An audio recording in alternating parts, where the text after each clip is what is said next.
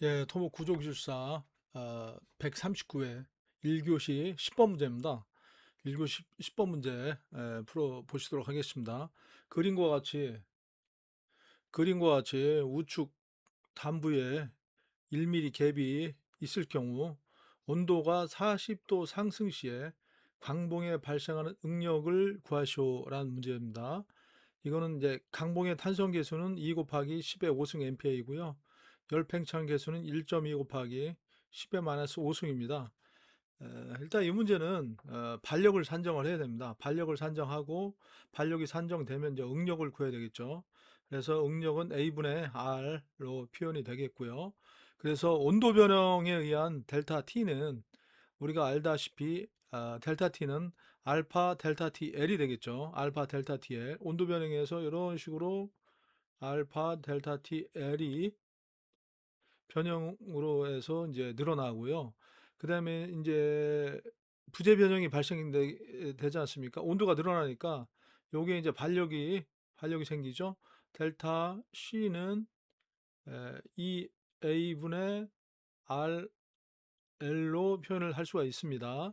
그렇게 되면 우리가 적합방정식으로 해서 온도 변화에 의해서 늘어난 길이 델타 T와 그다음에 반력에 의한 그 반력에 의해서 줄어든 길이가 델타 C가 되겠죠.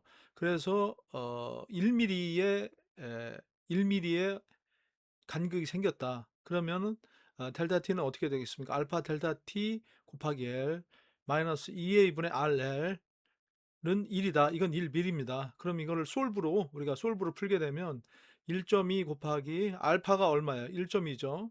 1.2 곱하기 10의 마이너스 5승. 델타 T가 온도 변화 40도죠. T 40도.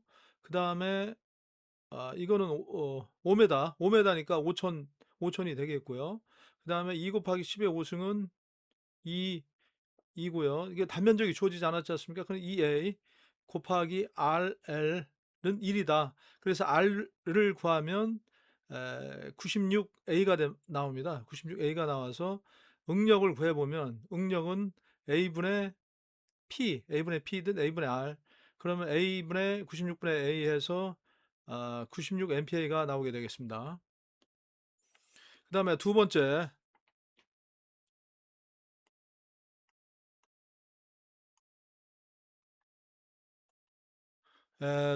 그림과 같이 12번 문제입니다. 그림과 같은 T형 단면에서 도심축에 대한 단면 1차 모멘트, 그 다음에 단면 2차 모멘트를 구하시오라는 문제입니다. 보면은 X축에 대해서 프렌지가 4m, 외부가 10m고요. 그 다음에 상부 프렌즈 6m, 4m, 6m가 되겠습니다. 일단 단면 도심을 구해보도록 하겠습니다. 단면 도심은 16 위에 요 면적 16 곱하기 4죠. 4 곱하기 밑에 외부가 4 곱하기 높이가 10 곱하기 그 다음에 16 곱하기 4 면적 곱하기 10에서 올라가죠. 10분의 요 조심축까지 2분의 4죠. 그 다음에 요 외부는 4 곱하기 10 곱하기 요 2분의 10이니까 이게 y가 9.3077m가 나옵니다. 그 다음에 도심축에 대한 단면 1차 모멘트를 구해보겠습니다. 도심축에 있는 단면 1차 모멘트. 단면 1차 모멘트의 정의에 따라서 도심을 지나는 축에 대한 단면 1차 모멘트 항상 0이다. 그래서 상부에 16 곱하기 4죠. 16 곱하기 4, 16 곱하기 4하고 그 다음에 여기 중립축에서 여기까지 10m. 도심이란 건 뭡니까? 단면 1차 모멘트 여기 요 단면의 중립축에서 도심축까지 거리죠. 그러니까 어, 위에 프렌지의 도심은 여기가 되겠죠. 여기에서 여기까지 거리가 되겠고요. 그 다음에 4 곱하기 10, 4 곱하기 10 곱하기 2분의 10, 2분의 10에 요 중립수까지 거리 9.077 그래서 0.008이 나옵니다. 음, 그리고 도심축에 대한 단면 2차 모멘트는 도심축에 대한 단면 2차 모멘트를 구해 보겠습니다. 우리가 이제 평형축 정리 중에서 ix 바는 ix 플러스 a d의 제곱이죠. d의 제곱. d는 중립축에서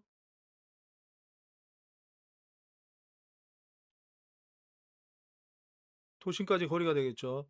이거는 이제 ix바는 중립축에 대한 ix 곱하기 단면적 곱하기 ad의 제곱이죠.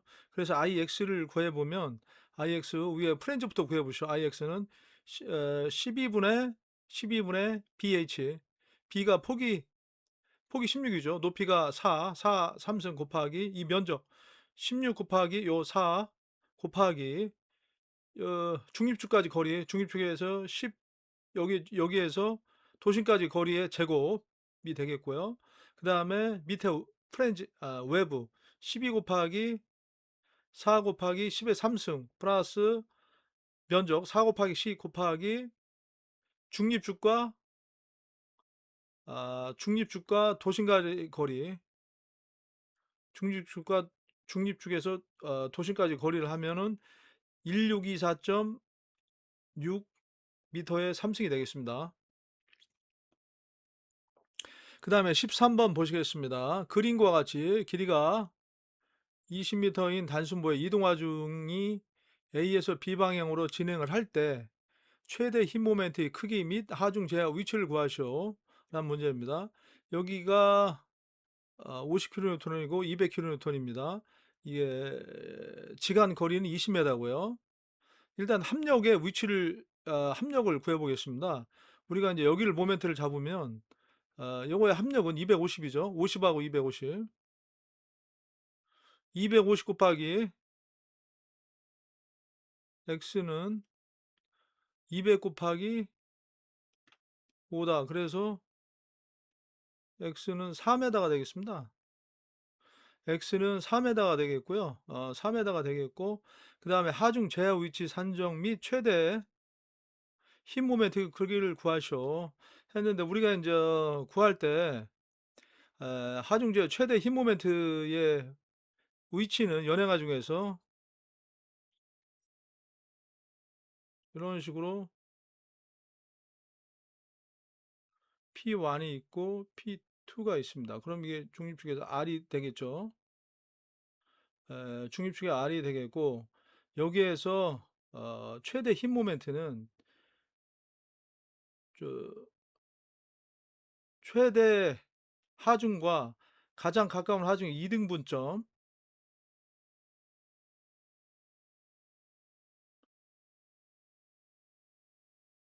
플러스 2분의 x가 되겠습니다. 여기서 가장 큰 하중의 2등분점 그러니까 이제 가장 가까운 하중의 2등분점이 2분의 l이 되겠고요. 네, 헷갈렸습니다. 가장 가까운 하중의 2등분점이 지간 중앙이고 지간 중앙에서 가장 가까운 하중의 2등분점이 그래서 절대 최대 힘 모멘트가 된다. 그래서 2분의 1 마이너스 2분의 x가 되겠습니다. 그래서 여기서 보면 합력점 일단 FI를 구해봐야 되겠죠. FI는 250kN이니까 RA 플러스 RB는 250kN이죠. 250kN에서 시그마 A를 모멘트를 잡으면 RA 곱하기 20은 50 곱하기 5.5 곱하기 20 곱하기 10.5다. 이게 지간 중앙이죠. 지간 중앙. 지간 중앙이면 여기가 몇 메다입니까? 여기가 10m고 그 여기 절절 최대 힘 모멘트가 생기는 거는 2분의 L 마이너스 2분의 X 위치입니다. 그러면은 여기 2분의 L 마이너스 2분의 X 위치니까 여기가 X는 얼마였어요? X는 아까 여기는 1이었죠. 1에 2분의 X니까 0.5. 이게 9.5가 됩니다. 9.5가 돼서 구해보면 RA는 131.25가 되고 RB는 118.75가 되겠습니다.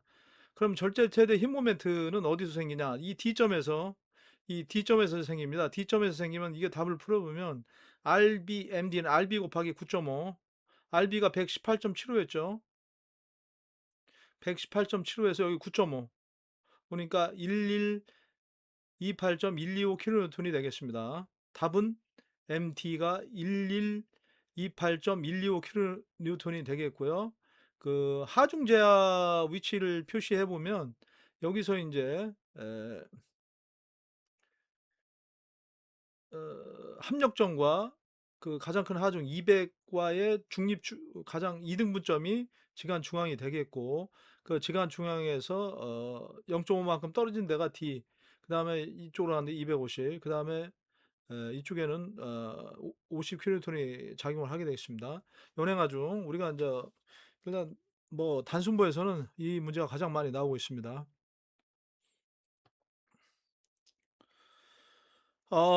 그 다음에 2교시의 4번, 2교시의 4번 문제인데요. 2교시의 4번. 그 다음에 그림과 같은 PS 박스코더의 돌출 정착구에 필요 철관량을 산정하기 위한 검토 항목을 구하시오. 라는 문제입니다. 여기서 보시면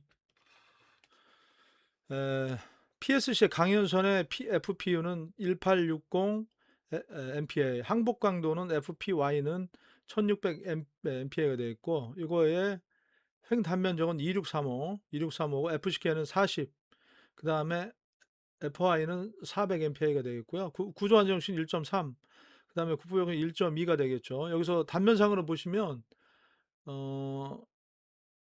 15도에 기울어져 있고 15도가 이렇게 기울어져 있고 R은 약 8000mm가 되겠고요. 지하판은 300에 300, 300에 300이고, 그 다음에 요 지하판을 지지하는 확대부는 600에 600입니다.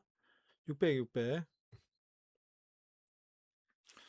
그래서 이번은 돌출정착부 같은 경우는 돌출정착부의 그 응력을 구하는 건데, 여기서 보시면 파열 응력과 정착구에 있는 그 하렬 응력, 이런 것들을 구해야 됩니다. 그래서 그 다음 장 알아보시죠. 박리철근, 파열철근, 지하판의 어떤 안정성을 구해야 되는 문제가 되겠습니다. 일단 검토 항목으로 보면 크게 네 가지를 볼 수가 있어요. 파열력, 박리력, 편향력, 지하판의 응력을 볼 수가 있습니다. 파열력은 인장, 방리력은 스폴링, 편향력은 디브레이션으로 해서 R분의 P로 구해야 되겠고요. 피로 철근량을 산정 방법을 한번 보도록 하겠습니다. 일단 긴장력의 제킹력을 산정을 해야 되는데요. 긴장력 제킹은 P의 제킹력은 0.8 FPU AP로 되겠습니다. 0.8 FPU AP.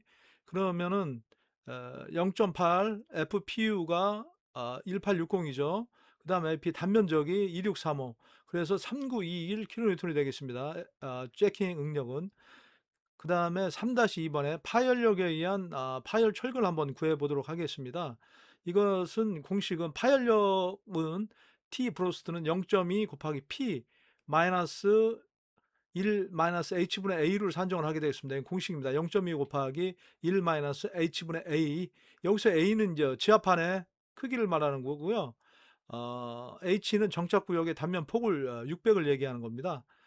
그리고 구조검토이기 때문에 하중 계수가 1.3이 들어가게 되겠죠.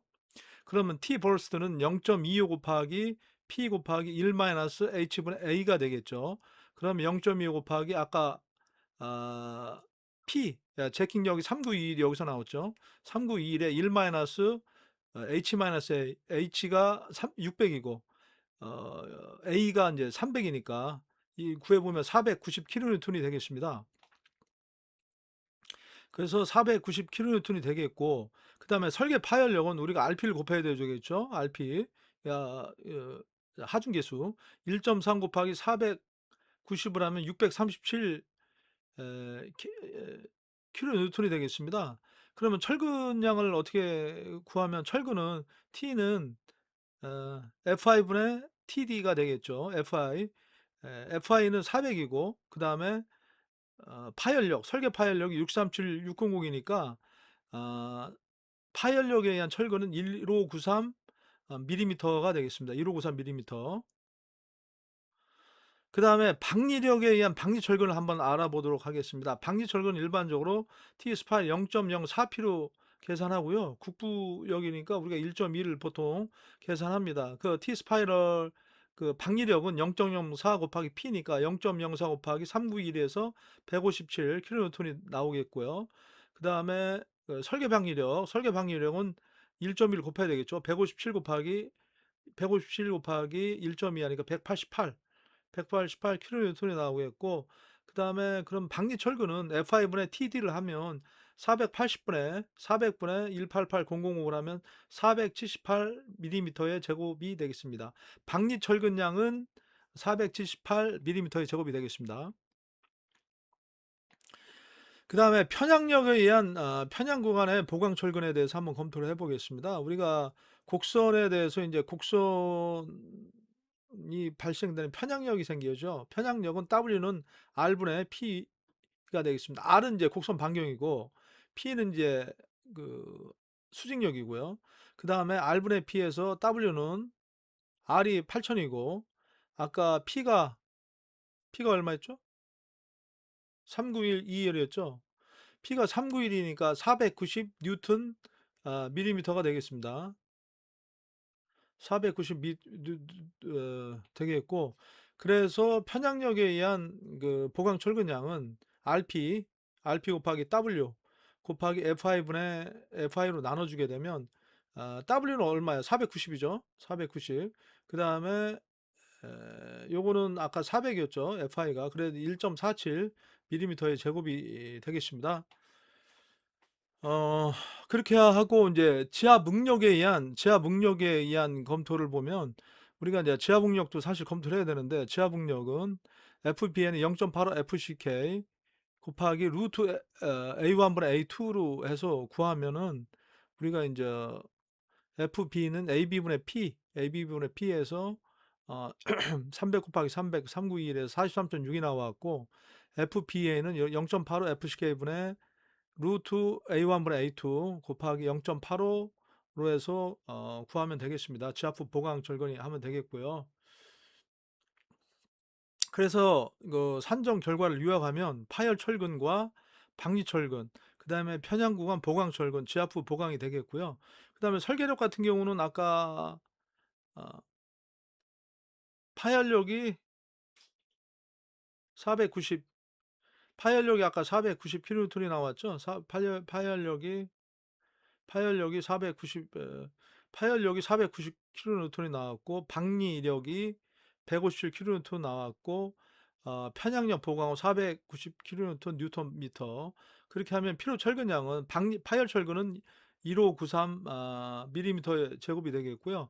박리 철근량은 470 밀리미터의 제곱. 그다음에 편향 구간 보강 철근은 1.47 밀리미터의 제곱 밀리미터. 나선 철근은 별도 검토가 필요하도록 하겠습니다.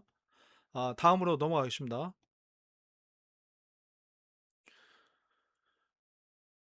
어,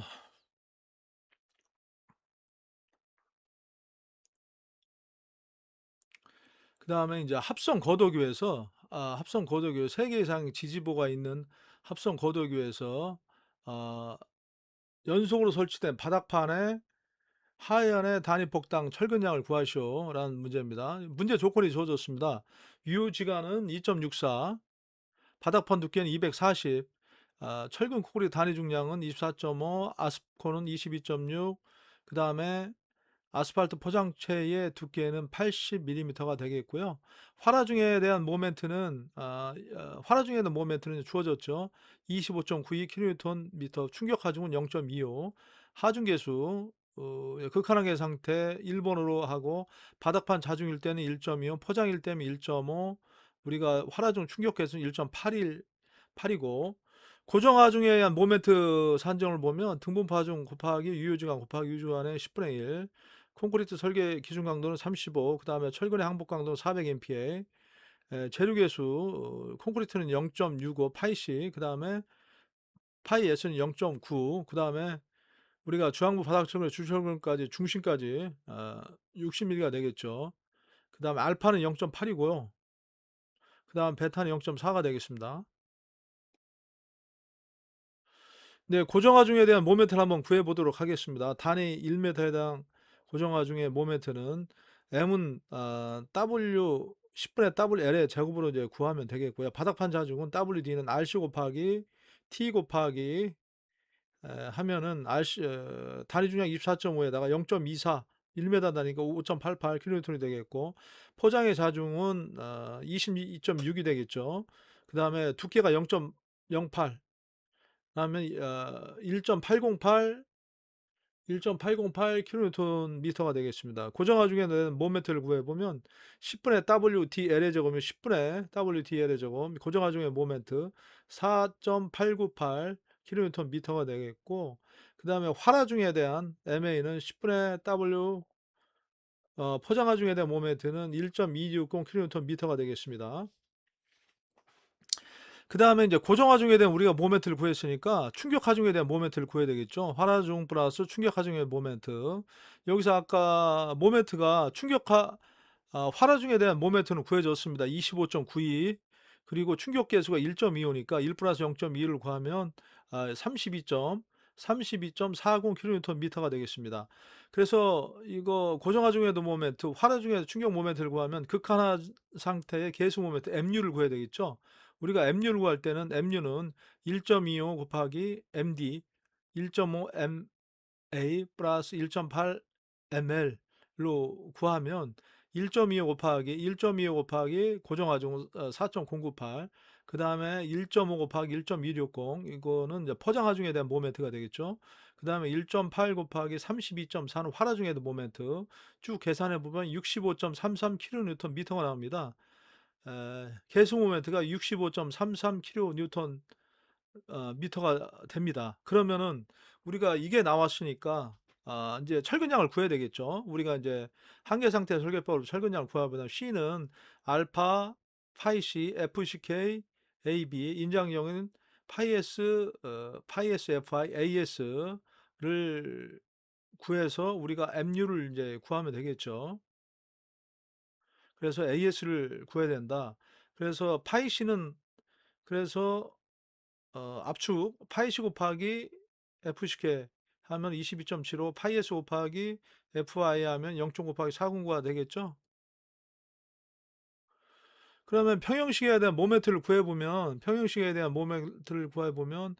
압축력과 인장력이 같은 걸로 보면 0.8 곱하기 22.71 곱하기 단위폭 1 곱하기 A 곱하기 360 곱하기 AS 곱하기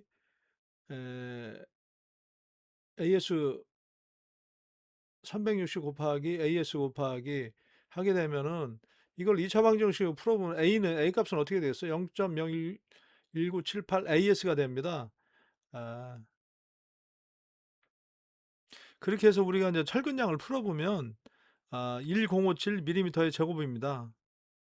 1057mm의 제곱. 검산하면 우리가 MU는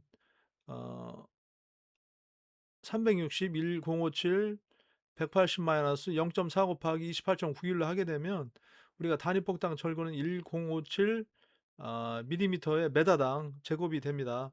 그래서 결과 정리를 해보면 우리가 고정하중의 모멘트를 구하고 MD, 그 다음에 포장하중의 MA, 그 다음에 활하중의 모멘트 ML을 구해서 계수 모멘트를 구하면 65.33 kNm가 되겠고요.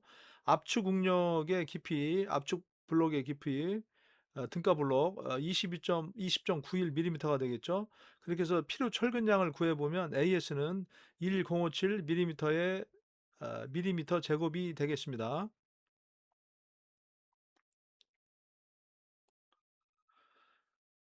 그 다음에 2교시 6번 문제인데, 2교시 6번 문제인데, 에,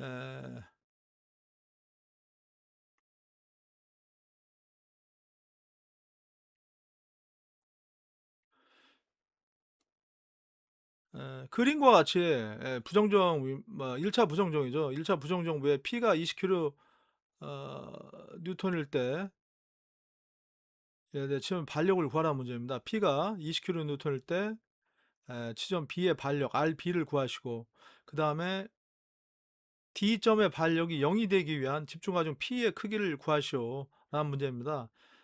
이런 문제 같은 경우는 에너지법이 많이 저희가 수월하게 풀 수가 있죠. 그러면은 여기가 RA가 되겠고 RB가 되겠고 이쪽이 RD가 되겠죠. 그럼 시그마 FI는 0이다. RA 플러스 RB 플러스 RD는 1 곱하기 20 플러스 20이 되겠고, MB 쪽으로 모멘트를 잡으면 RA 곱하기 20이 되겠죠. RA 곱하기 20 시그마니까 RA 곱하기 20 마이너스 20 곱하기 10, 시그마 플러스죠. 20 곱하기 10 마이너스 반식이 하니까 RD 곱하기 20 마이너스, 이쪽 마이너스, 그 다음에 이것도 반식이 하니까 그 등분파 중에 이에 의한 모멘트 마이너스 2분의 W L의 제곱에서 이렇게 하면 이걸 RA, RD의 함수로 놓으면 RA는 2분의 40 마이너스 RD, 그 다음에 RD는 2분의 40 마이너스 RB가 됩니다. RB가 되겠죠. 어, 그러면 이제 변형 에너지에 의한 구간별 모멘트를 한번 보도록 하겠습니다. 변형 에너지 M화는 RA, M안을 잡고요. M안을 잡고 RA 곱하기 X, 그 다음에 마이너스 2분의 1 WX의 제곱이 되겠죠. 그 다음에 M2는 RB 곱하기 X죠. L2는 RB 곱하기 X, RB 곱하기 X. 그 다음에 M3은 RD 곱하기 X 플러스 10 마이너스 20 곱하기 이게 20이니까 20 곱하기 X죠. 20 곱하기 X. 그래서 이제 우리가 변형 에너지를 구해보면 0에서 20까지 2i분의 M1의 제곱 플러스 0에서 10까지 2i분의 M2의 제곱 px 0에서 10까지 2의 M3의 제곱. 그래서 부정정력을 구하면 부정정력은 변형 에너지가 최소가 될 때죠. 그래서 DU는 U를 RB로 미분해서 RB는 이제 26.25가 나왔다. 26.25가 나왔고, 그 다음에 지점 반력 RD가 0이 되기 위한 집중화중 P의 크기를 구하시오. 그 다음에 둥분파중이 20km 동과 집중화중이 RA, RB로 지지하게 되기 때문에 RA는 20-40-RB이고, 그러면은 2분의 40-26.25니까 6.87, RA는 6.87가 나와 있고요. 그 다음에 RA가, RB도 26.25가 되겠죠. RB가 26.25. 그러면은 RA 플러스 RB는 20 플러스 P가 돼서 어, P는 13.125가 되겠습니다. P는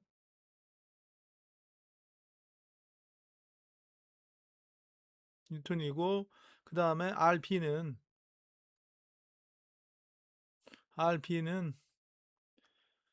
26킬로뉴턴이